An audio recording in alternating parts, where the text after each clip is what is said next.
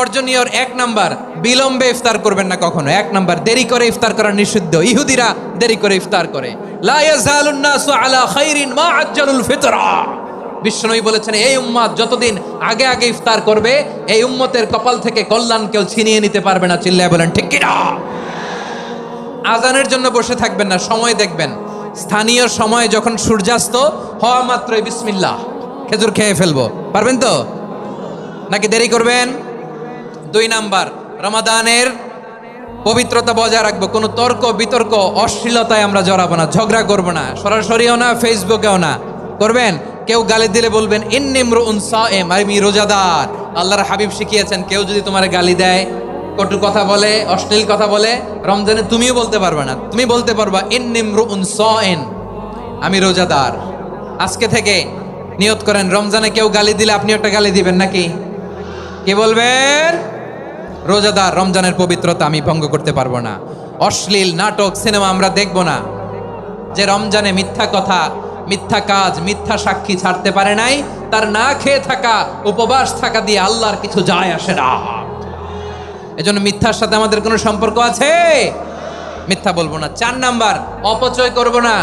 ইন্নাল মুবাযযিরিনা কানু ইখওয়ানা শায়াতিন ওয়া কানা শাইতানু লিরাব্বিহি কাফুরা।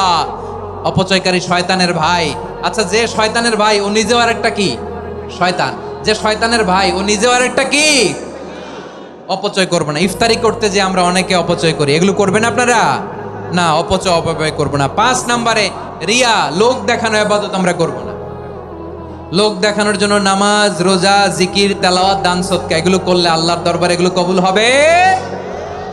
বিশ্বনবী বলেন, দাজ্জালের ফিতনার চেয়ে একটা বড় ফিতনার ভয় আমি করি। সেটা কি? আর রিয়া, শো অফ মেন্টালিটি, লোক দেখানো মানসিকতা।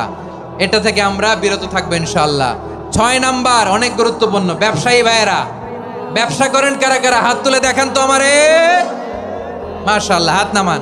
ব্যবসায়ী ভাইয়েরা, অনেক অসাধু ব্যবসায়ী আছে, রমজান আসলে নিত্য প্রয়োজনীয় পণ্যের মূল্য বৃদ্ধি করে দেয়। এরকম আছে না নাই?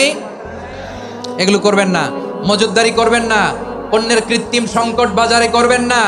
আপনি লাখ টাকা কামায়া ভাবছেন যে রোজাদারদের কষ্ট দিয়ে ধনী হবেন। এমন রোগ আল্লাহ আপনারে দিবে, কোটি টাকা দিয়েও আপনি হাসপাতালের বিল পরিশোধ করার ক্ষমতা আপনার হবে না। 7 নাম্বারে, সর্বশেষ কথা, অধীনস্থ যারা আছে তাদের কাজের চাপ আপনারা কমিয়ে দিবেন। কাজের লোক, ফ্যাক্টরির ওয়ার্কার, স্টাফ, তাদের প্রতি যদি রহম করেন, আপনার উপর রহম করবে কে? আমার প্রিয় ভাইয়েরা, এই আসন্ন রমাদান এটা এমন এক বরকতের মাস, যে মাসে আমরা নিজেদের নাফসের উপর